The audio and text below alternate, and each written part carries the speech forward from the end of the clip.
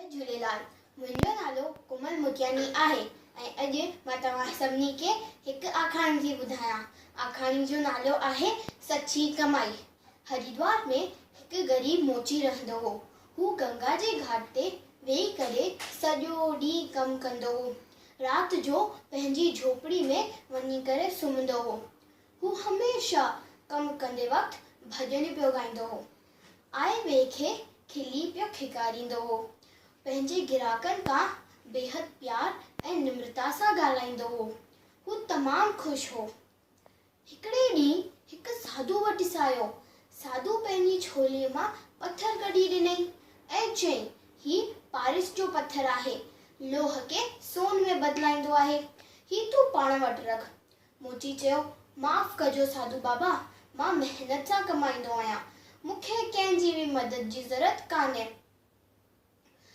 तव्हां ही पथर त कंहिं अमीर माण्हू खे ॾियो, छोकी हुननि वटि पैसा आहिनि तॾहिं बि हू ग़रीब आहिनि। मां मुस्किन मोची हिन पारिस जे पथर जो छा कंदसि। साधू बाबा सम्झी वियो त मोची लालची कोन्हे। मोची पंहिंजे कमकार खे लॻी वियो ऐं साधू बाबा उतां हली वियो।